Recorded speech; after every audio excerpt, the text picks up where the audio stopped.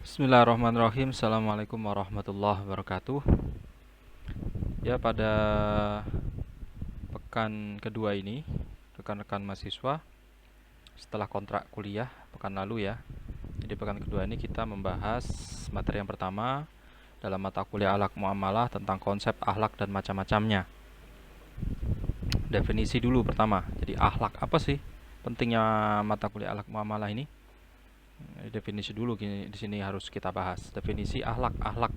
Akhlak itu asal katanya dari bahasa Arab, sama dengan ikhlas dan sebagainya. Banyak kita istilah Indonesia itu berasal dari bahasa Arab, banyak sekali. Ini akhlak berasal dari bahasa Arab. Akhlak itu bentuk jamak, sedangkan mufradnya atau tunggalnya itu khulukun, yang artinya budi pekerti, perangai, tingkah laku, tabiat. Di budi pekerti, perangai, tingkah laku, tabiat itu akhlak. Secara istilah, akhlak itu ya sifat yang melekat pada seseorang. Pembiasaan, melalui kebiasaan itu, oh akhlaknya kurang baik, berarti kebiasaannya dia kurang baik gitu kan. Kata akhlak ini banyak sekali disebut dalam Al-Quran, terutama di Quran surat As-Shad ayat 46. Inna akhlasnahum bi khalisatin dzikrad dar.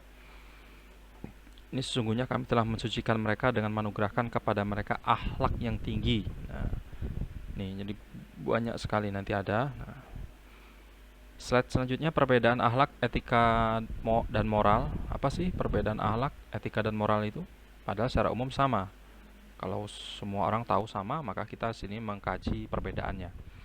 Akhlak itu tolak ukurnya adalah Al-Quran dan Sunnah, spontan, tertanam. Tadi, slide di awal, karena kebiasaan. Karena sudah kebiasa kan, terbiasa, maka dia spontan. Tertanam dalam jiwa, sudah terbiasa menyikirkan batu di jalanan, membuat ada sampah diambil, dipungut, masukkan ke dalam tong sampah. Ini sudah terbiasa, tanpa diperintah, tanpa disuruh. Nah, itu sudah dilakukan, maka itu sudah secara spontan tertanam dalam jiwa, dan tolak ukurnya ya Al-Quran dan hadis, sunnah. Hadisnya kan ada itu, mendapat pahala, misalnya menyingkirkan penghalang di jalan, batu atau kayu, ranting pohon. Kemudian kalau etika itu asal katanya kan dari Yunani, ini ethos. Nah, ini hati nurani. Semua hati nurani itu adalah fitrah suci, maka inginnya yang baik-baik ya. Sama akhlak juga kan. Nah, tapi akhlak tolak ukurnya itu Al-Quran dan Sunnah. Kalau etika itu tolak ukurnya pikiran atau akal. Akal manusia itu fitrah suci, tidak mungkin mempunyai akal atau pikiran yang apa namanya, yang tercela, yang negatif. Adapun itu kok ada, maka lagi-lagi tidak beretika kan gitu, tidak bermoral, tidak berakhlak, masuk kategorinya. Kemudian moral yang terakhir itu perbedaannya adalah tolak ukurnya itu norma dalam hidup masyarakat, kebiasaan atau adat ya. Adat. Jadi kalau misalnya di sebuah adat, di sebuah komunitas ada hal-hal yang selama tidak melanggar syariat ya, ada yang dibuat, yang disepakati, ditentukan, itu menjadi moral akhirnya kan. Misalnya moral hormat kepada, misalnya di sebuah desa, di desa saya itu ada di apa namanya, dianggap makam, padahal saya tanya mbah saya itu bukan makam, itu apa ya namanya, petilasan lah, itu dulu yang babat desa gitu ya. Nah, itu kan moral, bagian dari moral. Yang tidak bermoral ya dia mungkin tidak menghormati, bahkan menganggap itu sesat dan sebagainya, tidak ada dalam ajaran agama apapun dan sebagainya, tapi itu termasuk dalam moral ya. Itu termasuk dalam moral. Itu perbedaannya. Kemudian sumber akhlak dalam Islam tentu sudah kita ketahui semua ya. Yang namanya sumber utama, sumber dalam Islam itu adalah Al-Quran dan Sunnah. Itu ada ditegaskan dalam Quran surat Al-Ahzab ayat 21 ya. Ayat 21 ini ditegaskan bahwasanya laqad kana lakum fi rasulillahi uswatun hasanah, sesungguhnya telah ada pada diri Rasulullah, ini kata Allah, firman Allah ya, itu suri tauladan, contoh akhlak yang baik. Nah, ikuti saja gitu. Sifat Rasul, sidik, amanah, tabligh, fatona, ikuti itu. Hadisnya juga ada, in nama buitsu liutammima makarimal akhlak. Jadi aku itu diutus untuk menyempurnakan akhlak, bukan untuk menguasai dunia, bukan untuk perang, bukan untuk saling berpecah belah. Enggak, justru menyatukan. Ini loh akhlak yang baik. Ini loh mempersatukan, bagaimana mengelola negara yang baik dan sebagainya. Ya. Tuh sumber akhlak Al-Quran dan hadis. Macam-macam akhlak secara umum ada dua, akhlak mahmudah dan akhlak mazmumah. Mahmudah itu yang positif-positif, mazmumah yang negatif-negatif. Riya, sum'ah, ingin terkenal, ujub, kagum dengan diri sendiri.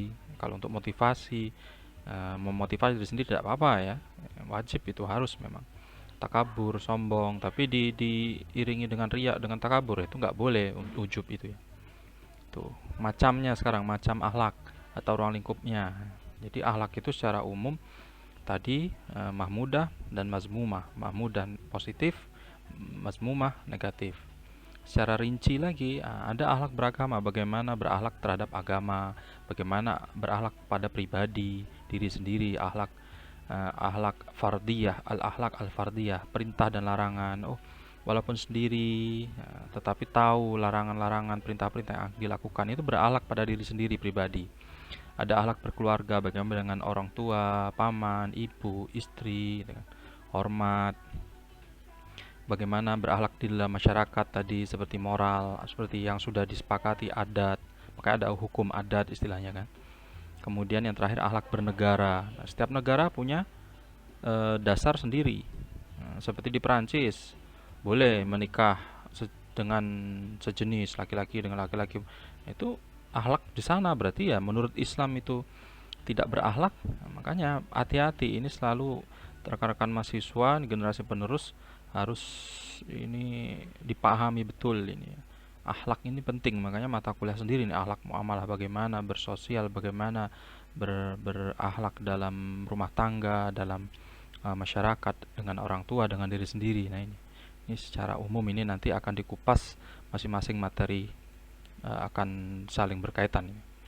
Akhlak sebagai modal sukses. Nah, di RPS saya ini juga saya cantumkan kenapa? Seperti yang baru-baru ini untuk menata itu seperti di Undang-Undang ITE tahun 2008 itu kan menjadi apa ya? Menjadi polemik tersendiri untuk generasi yang akan datang, generasi sekarang yang semua media sosial itu di dalam media sudah. Jadi ibarat bermasyarakat itu lewat media elektronik itu juga disebut dengan bermasyarakat. Ada grup-grup kecil, nah, di situ tersebar hoax, di situ menjadi apa namanya narasi yang memecah belah persatuan.